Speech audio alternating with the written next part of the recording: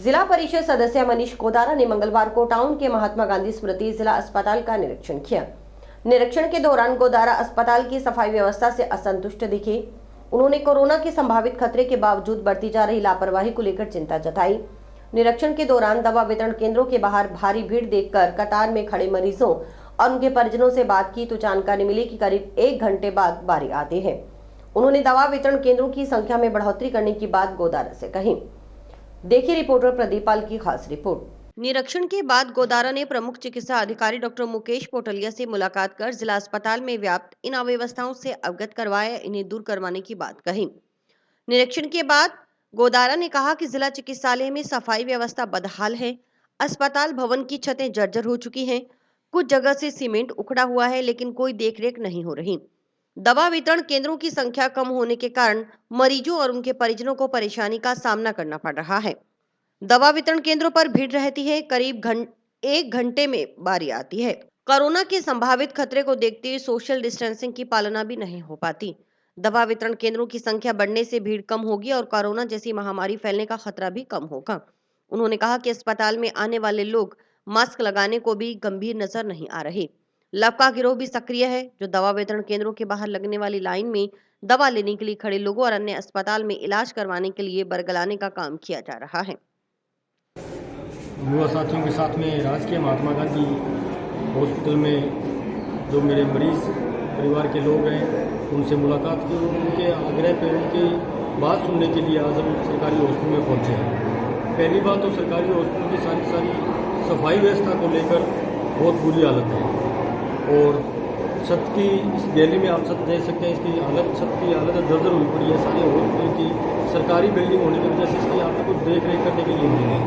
और हमने सभी मरीजों से बात की कि दवाई के जो काउंटर बने हुए हैं सरकारी हॉस्पिटल में, उन काउंटरों की संख्या कम होने के कारण भीड़ बहुत ज़्यादा रहती है। और पीएमओ से हमने बात भी की है। अभी भी राजस्थान सरकार ने अलर्ट किया है कोरोना को देखते हुए कि कोरोना दोबारा से फैल सकता है। इन्हीं बातों को लेकर जहाँ पे ज़्यादा भीड़ है उन बातों के बारे में हमने पीएमओ से बात की। उन्होंने कहा कि एक मास्क वितरण होना यहाँ पे बहुत जरूरी है। राज्य सरकार से भी आपके माध्यम से आग्रह करना चाहूँगा कि सरकारी हॉस्पिटल में दवाई के जो काउंटर है उनकी संख्या बढ़ाई जाए और यहाँ पे मास्क वितरण किया जाए, क्योंकि छोटे छोटे बच्चे सरकारी हॉस्पिटल में किसी न किसी समस्या को लेके आए हुए हैं। तो कोरोना फिर से नहीं फैले, हमारे यहाँ पे फिर से वो महामारी नहीं पैदा हो, यहाँ पे मास्क का हो तो कोरोना का बचाव रहेगा।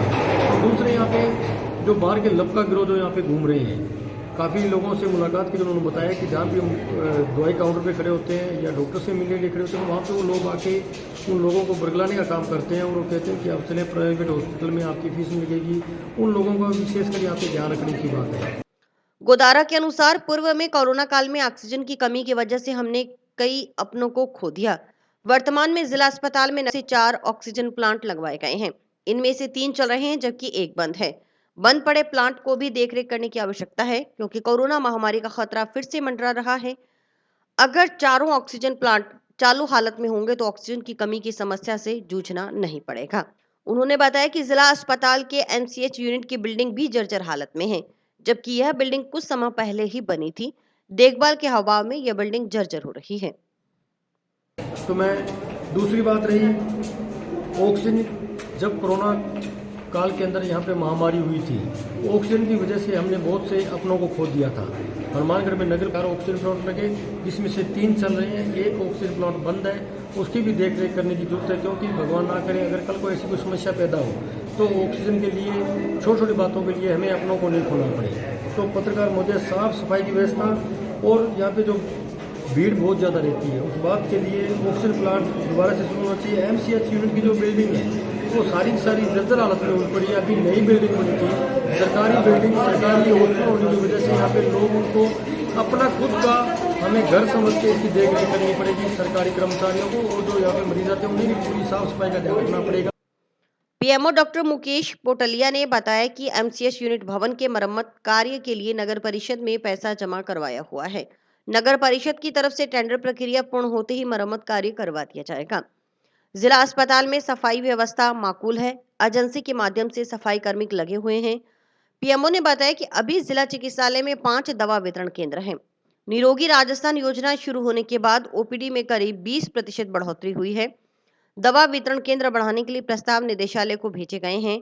अगर 3 नए दवा वितरण केंद्रों की मंजूरी मिल जाती है तो दवा लेने में लग रहा समय घटेगा। पीएमओ के अनुसार लबका गिरोह सक्रिय होने की कोई शिकायत उन्हें प्राप्त नहीं हुई। शिकायत प्राप्त होती है तो संबंधित थाना को पत्र लिखा जाता है। लगातार चिकित्सालय प्रशासन की ओर से निगरानी की जा रही है। सीसीटीवी कैमरे भी लगवाकर उनका कंट्रोल पुलिस चौकी में दिया गया है। एमसीएच का है तो उसका मरम्मत कार्य हेतु टेंडर प्रक्रिया नगर परिषद में और भवन की मरम्मत हेतु डिपॉजिट मनी करवाया हुआ है। जैसे नगर परिषद की तरफ से टेंडर प्रक्रिया पूर्ण होती है तो ये मरम्मत कार्य फेज मैनर में पूर्ण करवा दिया जाएगा। और इसके अलावा साफ सफाई व्यवस्था माकूल है जिला चिकित्सालय में। एजेंसी के माध्यम से सफाई कार्मिक लगे हुए हैं तो ऐसी कोई सफाई का कोई बड़ा इशू नहीं है। सब्जी काउंटर को लेकर भीड़ बहुत थी और उसको लेकर देखो अभी 5 डीडीसी संचालित हो रही है लगातार दवा वितरण केंद्र है। निरोगी राजस्थान योजना शुरू होने के बाद मरीजों को लगभग ओपीडी 20% इंक्रीज हुआ है। पिछले साल 2021 से 2022-23 में लगभग 20% की ओपीडी इंक्रीज हुई है। तो उसी तरह दवा वितरण केंद्र भी बढ़ाने हेतु निदेशालय प्रस्ताव भेजे हुए हैं। अगर 3 नई दवा वितरण केंद्र की मंजूरी मिल जाती है तो जो अभी दवा लेने में 45 मिनट का टाइम लग रहा है वो घटकर 15-20 मिनट तक आ जाएगा।